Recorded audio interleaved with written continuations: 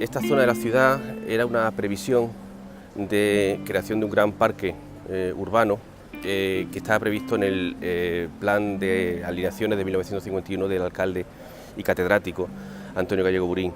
En esa doble condición de alcalde y catedrático, él pensaba crear una especie de eje universitario en el interior de la ciudad, liberando esta zona, que era una zona realmente interesante.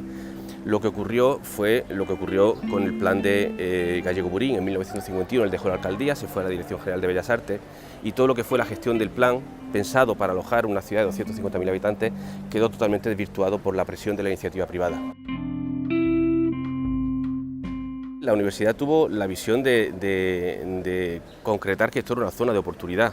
La oportunidad que previó Gallego Burín no es la oportunidad que previó la universidad, que lo que planteó es que en lugar de hacer ese campus en el interior de la ciudad, plantear un campus más, una edificación abierto, más a la americana. En el año 62, cuando aún era un parque, se encarga el proyecto a Cruz López Müller de la Facultad de Ciencias.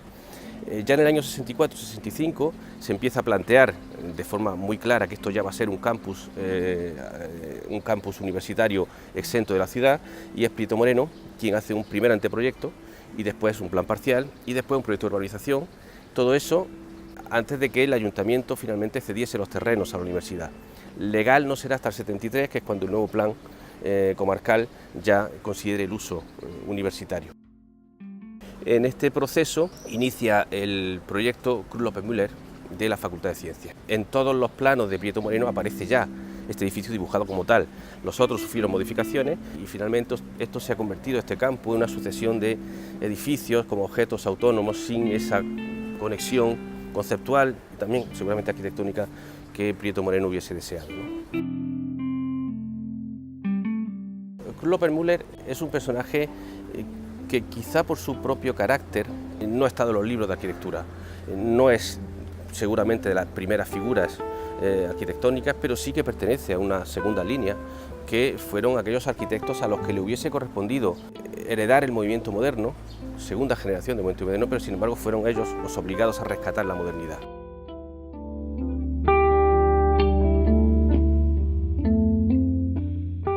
En principio el proyecto huía de ese concepto, digamos, arcaico de edificio compacto, universitario, cerrado, y busca, en cambio, esa idea de ciudad abierta.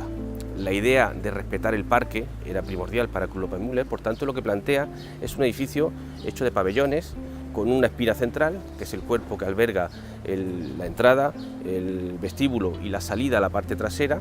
Hacia el este teníamos la zona más representativa, con el aula magna, con el decanato y con dos auditorios más en ese lado, mientras que hacia poniente tenía 4 alas, 4 pabellones dispuestos en forma de peine, 2 para geológicas, 2 para químicas. Esto huye de esa condición de la academia bosartiana, de la grande simetría, de las grandes portadas estructurantes. Aquí no hay portada, aquí entras y que el edificio te absorbe, ¿no? Es una especie de paseo donde de pronto te encuentras en un interior decididamente manierista y bajo ese hall de entrada, porque luego el espacio se expande una vez dentro, ¿no?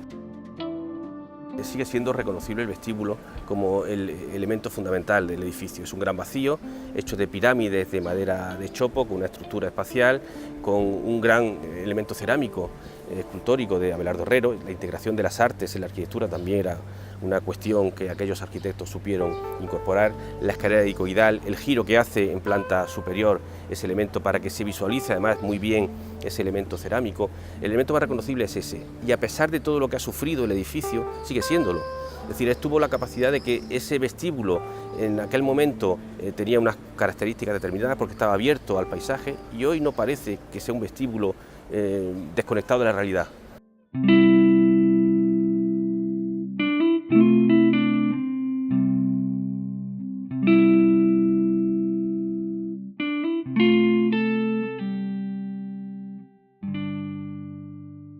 Ocurre que, claro, con esta espina central, dirección norte-sur, se fueron adosando las diferentes pastillas, como he dicho, geológicas, químicas, más tarde incluso por el propio arquitecto en el 70, matemáticas y geológicas, y luego ya por parte de Luis Navarro y Carlos Montoya, el edificio de física ya en los años 80. Cuando uno entra a física, entra a otro mundo distinto, ¿no? Los edificios son de Klöpper Müller y ahí entra uno ya en los años 80, claramente, ese sentido posmoderno, un concepto más barroco de la estructura. Realmente ocurre que cuando la geometría se impone de una manera tan rotunda, con este sistema de una espina central y de los pabellones dispuestos en forma de peine, siempre había un volumen desgajado que se quería singularizar a través de su geometría. Y en este caso, esa geometría se sale de la lógica racional, aparece desgajada en el extremo como queriendo simbolizar un pequeño edículo de acceso, como significando realmente la singularidad de la pieza.